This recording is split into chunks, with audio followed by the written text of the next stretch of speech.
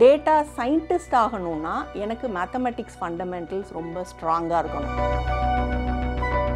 Applications of AI அப்படின்னு பார்த்தீங்கன்னா எல்லா இடத்துலையும் இருக்குது. டெவலப்பராக ஒரு ஏஐ யூஸ் பண்ணுறீங்கன்னா அங்கே சார்ஜஸ் வில் பி அப்ளிகபிள். ஏஐக்கு வந்து சர்டிஃபிகேஷன் மாதிரி அப்படின்னு சொல்லி எதுவுமே கிடையாது. ஆண்டர்ப்ரனரியல் ஐடியாஸ் இருக்கிறவங்க ஏஐயை எங்கே வேணாலும் இம்ப்ளிமெண்ட் பண்ணலாம். Government is ready to fund.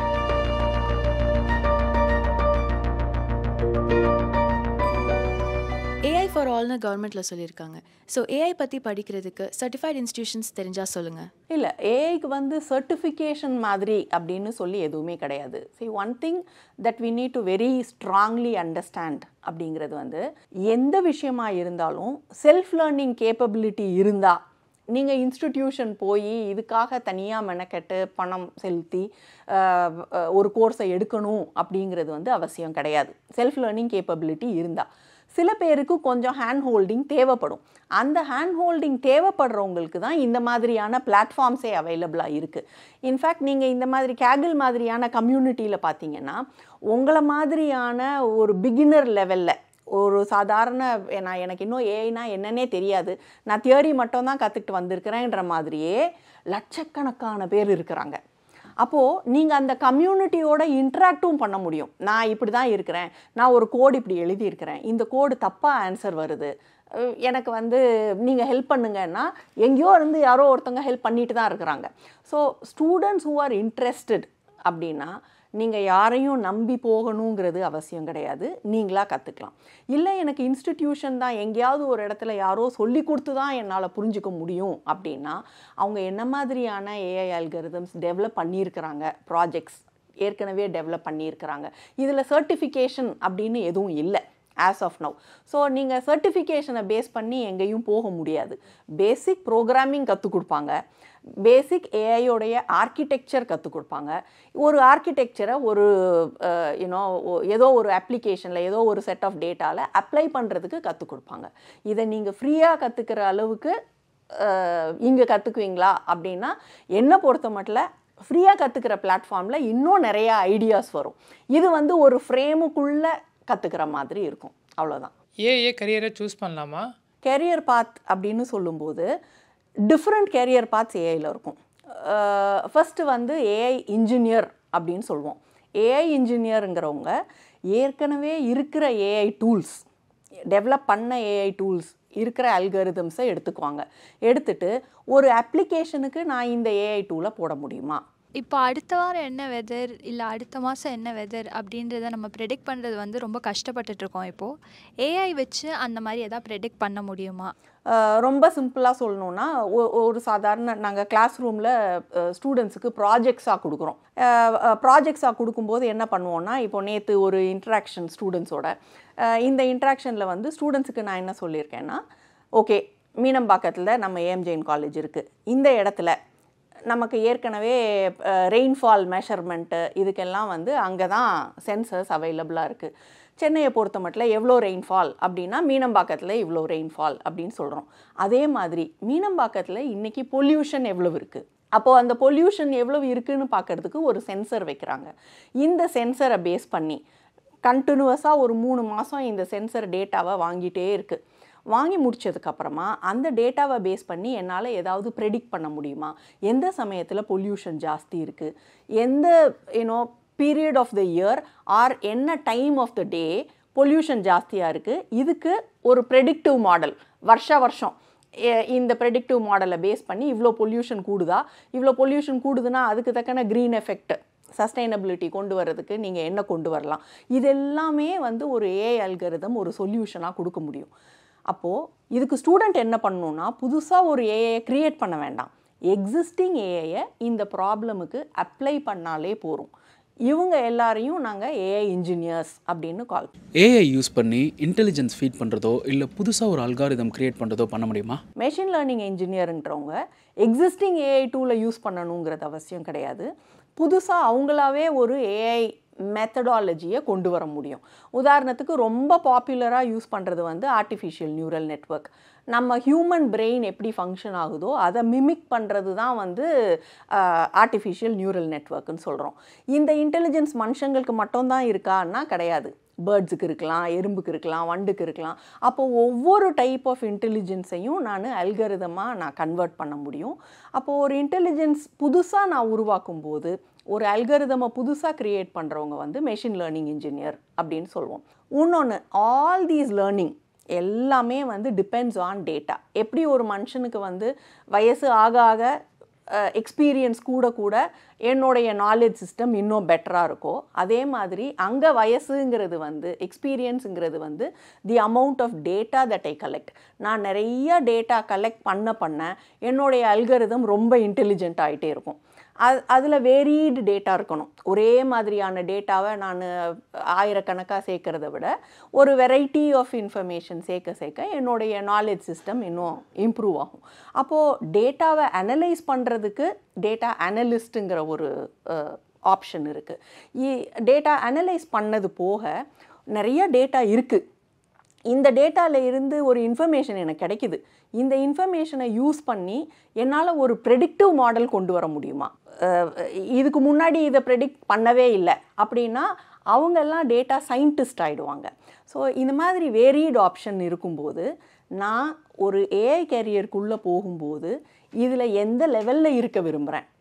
Data scientist ஆகணும்னா எனக்கு மேத்தமெட்டிக்ஸ் ஃபண்டமெண்டல்ஸ் ரொம்ப ஸ்ட்ராங்காக இருக்கணும். மேத்தமெட்டிக்ஸுன்றப்ப எல்லாரும் பயந்துடக்கூடாது. பொதுவாகவே அந்த மனப்பான்மை இன்றைக்கி இருக்கிற ஹையர் செகண்டரி ஸ்கூலில் இருக்கிற சில்ட்ரனுக்கு வந்து எனக்கு மேக்ஸ்னா ஒரு அவர்ஷன் அப்படின்னு அந்த மாதிரி தேவையே இல்லை. ஒரு அப்ளிகேஷன் ஓரியன்டாக மேக்ஸை படிக்கும்போது சாதாரண ஸ்டாட்டிஸ்டிக்ஸ் தான் ஏஐயோடைய ஃபண்டமெண்டல். ஓகே, ஸோ அதனால் ஸ்டூடெண்ட்ஸ் ஃபண்டமெண்டல்ஸை ஸ்ட்ராங் ஆக்கிக்கணும். எப்போனா நான் டேட்டா சயின்டிஸ்டாக போகணும், இல்லை மெஷின் லேர்னிங் இன்ஜினியராக போகணும், ஒரு புது ஏஐயை நான் உருவாக்கணும்னு நினைக்கிறேன் அப்படின்றவங்க வந்து டெஃபினட்டாக ஃபண்டமெண்டல்ஸை ஸ்ட்ராங்காக வச்சுக்கணும். நான் ஏஐயை டெவலப் பண்ண போகிறேன், யூஸ் பண்ண போகிறேன் ஒரு டூலாக ஒரு அப்ளிகேஷனுக்கு அப்படின்னு வரும்போது எனக்கு மேக்ஸ் வந்து ரொம்ப ஸ்ட்ராங்காக இருக்கணும்னு அவசியம் இல்லை. மாடரேட்டாக இருந்துக்கலாம். எக்ஸிஸ்டிங் ஏஐயை பற்றி அல்கரிதம்ஸ் எப்படி ஒர்க் பண்ணுது அப்படிங்கிறது கற்றுக்கிட்டு அதை யூஸ் பண்ண முடியும். இப்போ ஃப்யூச்சரில் வந்து ஏஐ தான் ஃபுல்லாக க்ரோ ஆகிட்டுருக்கு. இப்போ நான் வந்து ஏஐ கற்றுக்கணுன்னா எந்த மாதிரி ஒரு இடத்துல போய் கற்றுக்க முடியும், அண்ட் தென் அதுக்கு எவ்வளோ செலவாகும் அப்படிங்கிறத சொல்ல முடியுமா? இந்தியாவிலேயே there was a strategy that was formed 2018 NITI Aayog வந்து ஏஐ ஸ்ட்ராட்டஜி அப்படின்னு ஒன்று வந்து கொண்டு வந்தாங்க. வேர் ஏஐ ஃபார் ஆல் ஓகே அப்படின்னு சொல்லி ஒரு பிளாட்ஃபார்மே இருக்குது. அந்த பிளாட்ஃபார்மில் வந்து ஸ்டூடெண்ட்ஸ் போய் ரெஜிஸ்டர் பண்ணாங்கன்னா அவங்களுக்கு வந்து AI fundamentals free of cost தான். இந்த கோர்சஸ் எல்லாமே அவைலபிளாக இருக்குது. ஸோ ஃபண்டமெண்டல்ஸை அவங்களால லேர்ன் பண்ணிக்க முடியும். இது ஒன்று. இன்னொன்று வந்து கேகிள்னு ஒரு பிளாட்ஃபார்ம் இருக்குது. இது வந்து ஆல் ஓவர் வேர்ல்டு ஏஐ ஸ்பெஷலிஸ்ட்ஸ் எல்லாருமே யூஸ் பண்ணுவாங்க. நாங்களுமே ஏஐ கற்றுக்க இனிஷியல் காலத்தில் பட்ட கஷ்டங்கள் வந்து என்னென்னா, நமக்கு ஏஐயோடைய பேஸ் வந்து நான் சொன்ன மாதிரி டேட்டா தான் பேஸ். நிறைய டேட்டா வேணும். அப்போது நான் ஏஐ கற்றுக்கணும்னு நினைக்கிறேன், இவ்வளவு டேட்டாக்கு நான் எங்கே போவேன்? அதுதான் ஒரு பெரிய சேலஞ்சாக முன்னாடி இருந்தது. இப்போது கேகிள் மாதிரியான பிளாட்ஃபார்ம்ஸில் வந்து எப்படி இருக்கும்னா, டேட்டா ஏற்கனவே கலெக்ட் பண்ணி எக்ஸிஸ்டிங் டேட்டா பேஸில் வச்சுருக்குறாங்க. அப்போது ஏஐ கற்றுக்கணும்னு நினைக்கிறவங்க ஏஐ ஃபார் ஆல் பிளாட்ஃபார்மில் ஏஐயை கற்றுக்கிட்டு கேகிள் பிளாட்ஃபார்மில் வந்து இந்த எக்ஸிஸ்டிங் டேட்டாவை யூஸ் பண்ணி அவங்க ஒரு அல்கரிதமில் இம்ப்ளிமெண்ட் பண்ணால் எப்படி எனக்கு டெசிஷன் வருது, எப்படி என்னுடைய ஏஐ ஒர்க் பண்ணுது, அதில் எக்ஸிஸ்டிங் ஃப்ரேம் ஒர்க்ஸ் நிறையா இருக்கும். இப்போ ஒரே ப்ராப்ளம் தான். அந்த ப்ராப்ளமுக்கு ஆயிரக்கணக்கான பேர் டிஃப்ரெண்ட் மாடல்ஸ் ட்ரை பண்ணி அவங்களுடைய அவுட்புட் எல்லாம் அந்த பிளாட்ஃபார்மில் போட்டிருப்பாங்க. அப்போ நான் என்னுடைய ப்ராஜெக்டையும் டெவலப் பண்ணி ஆஸ் அ ஸ்டூடெண்ட் அதில் போடலாம். என்னுடைய அல்கரிதம் பெர்ஃபார்மன்ஸ் எப்படி இருக்குது, இன்னொரு யாரோ ஒரு அப்ராடில் இருந்து ஏதோ ஒரு கண்ட்ரியிலேருந்து ஒரு ஸ்டூடெண்ட் அதே மாதிரி போட்டிருப்பாங்க. So you can compare your self globally. அந்த மாதிரி பிளாட்ஃபார்ம்ஸ் வந்து எல்லா ஸ்டூடெண்ட்ஸுமே யூஸ் பண்ணணுங்கிறது தான் என்னுடைய சஜஷனாக இருக்கும். டே டு டே லைஃப்பில் வந்துட்டு நமக்கு தெரியாமல் நிறைய ஏஐ யூஸ் பண்ணிகிட்டு இருக்கோம். ஸோ இன்கேஸ் நம்ம ஃப்யூச்சரில் யூஸ் பண்ணுற மாதிரி இருக்குன்னா அதுக்கு ஏதாவது சப்ஸ்கிரிப்ஷன் இல்லை ஏதாவது பிளான்ஸ் இருக்குமா? ஏஐக்கான சப்ஸ்கிரிப்ஷன் அப்படின்னு எதுவும் கிடையாது. இப்போ நீங்கள் எல்லாரும் மொபைல் யூஸ் பண்ணுறோம். மொபைல் யூஸ் பண்ணுறதுல இன்றைக்கி நான் இங்கே ஆஃபீஸ்க்கு வரணுன்னா கூகுள் மேப் யூஸ் பண்ணி பாத் ஃபைன் பண்ணுறேன், ரூட்டை சொல்லுது ஒரு அப்ளிகேஷன், அது ஒரு ஏஐ அல்காரிதம் தான். அதுக்கு நான் பே பண்ணுறேன்னா அப்படின்னா பே பண்ணுறது இல்லை. ஓகே, ஸோ ஏஐ யூஸ் பண்ணுறதுக்கு பே பண்ணி தான் யூஸ் பண்ணணுங்கிறது அவசியம் கிடையாது. என்ன அப்ளிகேஷன் யூஸ் பண்ணுறேன், இந்த அப்ளிகேஷனில் ஏஐ தான் நான் யூஸ் பண்ணுறேன்னா அப்படிங்கிறதே நிறைய பேருக்கு தெரிகிறது இல்லை. இப்போது ரொம்ப ஃப்ரீக்வெண்ட்டாக யூஸ் பண்ணுறது, இப்போ ஸ்னாப்சாட் யூஸ் பண்ணுறோம் இன்றைக்கி இருக்கிற பசங்க. அதில் வந்து உங்கள் கேமராவை ஆன் பண்ணிங்கன்னா உங்களுக்கு மேலே ஏதாவது ஒரு தொப்பி இருக்கிற மாதிரி, கண்ணாடி போடுற மாதிரி, ஆக்மெண்டட் ரியாலிட்டின்னு சொல்லுவோம் அந்த கான்செப்டை. இப்போது அங்கே கண் எங்கே இருக்குது, மூக்கு எங்கே இருக்குது, தலை எங்கே இருக்குது அப்படின்னு சொல்லி எது ஐடென்டிஃபை பண்ணுதுன்னா அதில் ஒரு ஏஐ அல்காரிதம் இருக்குது.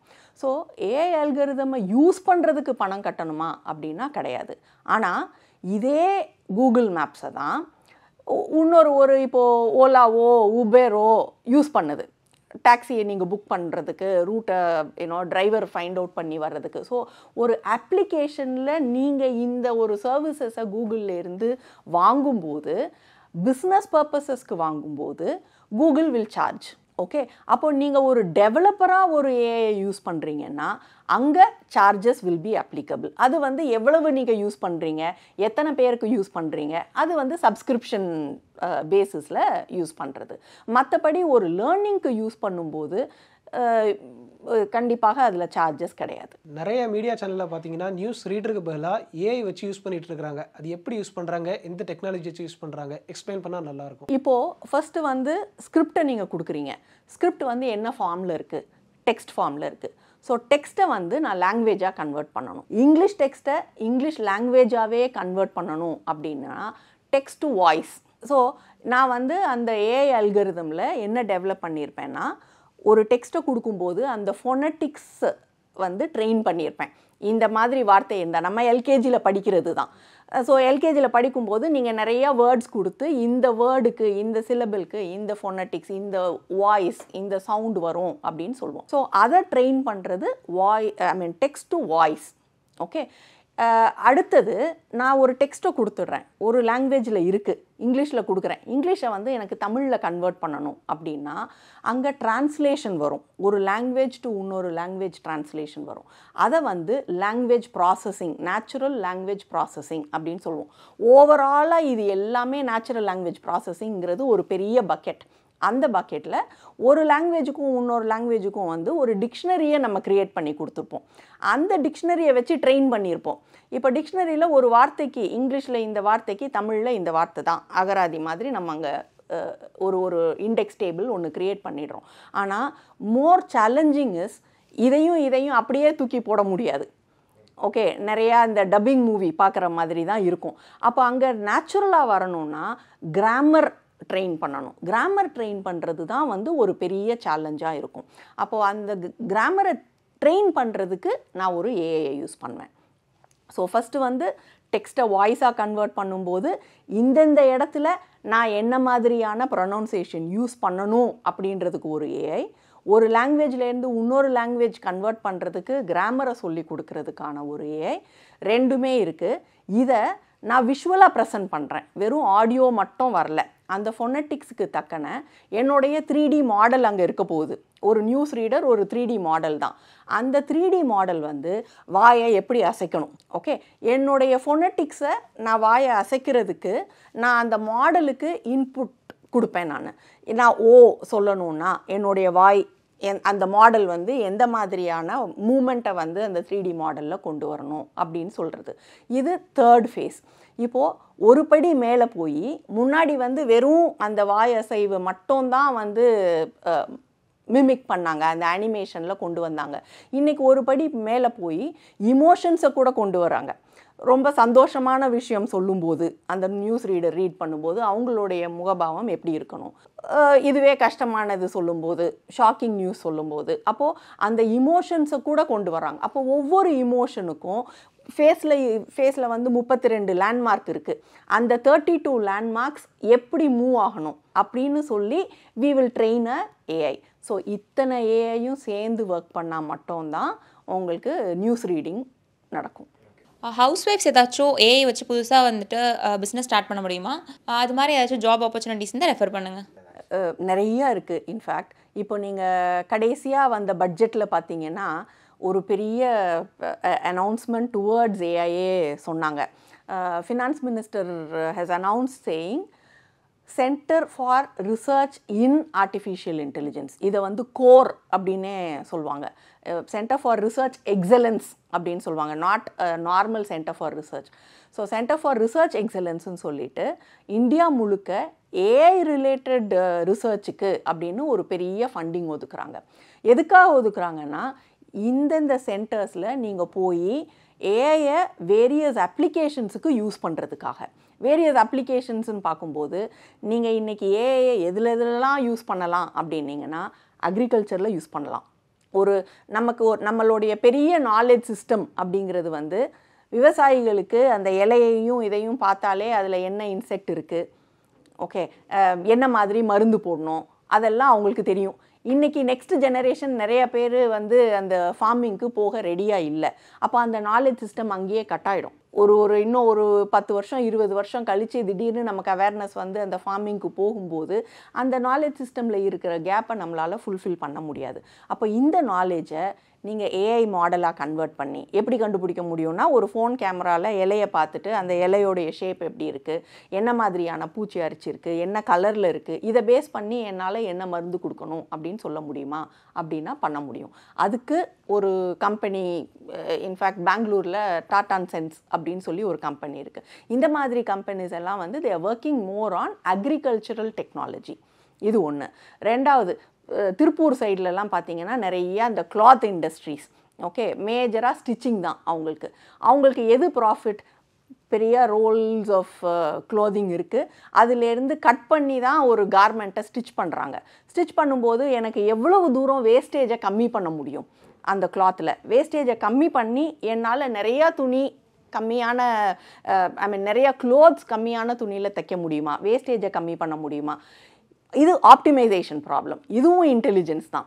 இதுவும் டெவலப் பண்ணுறதுக்கு there is an AI tool. இந்த மாதிரி அப்ளிகேஷன்ஸ் ஆஃப் ஏஐ அப்படின்னு பார்த்தீங்கன்னா எல்லா இடத்துலையும் இருக்குது. சஸ்டைனபிலிட்டி, எனக்கு இந்த ரூமோடைய பவர் சோர்ஸை வந்து கம்மி பண்ணணும், எனர்ஜி யூட்டிலைசேஷனை கம்மி பண்ணணும் அப்படின்னா இன்றைக்கி ஸ்மார்ட் சென்சர்ஸ், ஐஓடி யூஸ் பண்ணுறோம். உள்ள ஆள் இருக்கா இல்லையாங்கிறத பார்த்துட்டு இல்லைன்னா அது ஆட்டோமேட்டிக்காக ஆஃப் பண்ணுற மாதிரி. இதுவே நான் ஒரே ஒரு ரூமுக்கு பண்ணுறதா இருந்தால் ஆள் இருக்காங்களா இல்லையான்னு பார்க்குறதுக்கு ஒரு அல்காரிதம் வேணும். அப்போ அங்கே ஒரு ஏஐயை யூஸ் பண்ண முடியும். So AI can be utilised in all areas and ஏஐயை இம்ப்ளிமெண்ட் பண்ணுற மாதிரியான ஒரு ஸ்டார்ட் அப் ஐடியா இருந்தால் government is ready to fund. So entrepreneurial ideas இருக்கிறவங்க ஏஐயை எங்கே வேணாலும் இம்ப்ளிமெண்ட் பண்ணலாம்.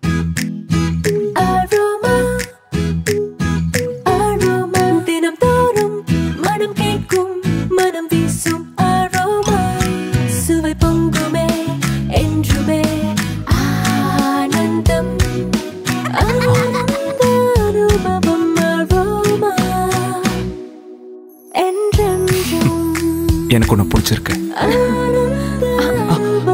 ஆனந்த அனுபவம் அரோமா நெய்.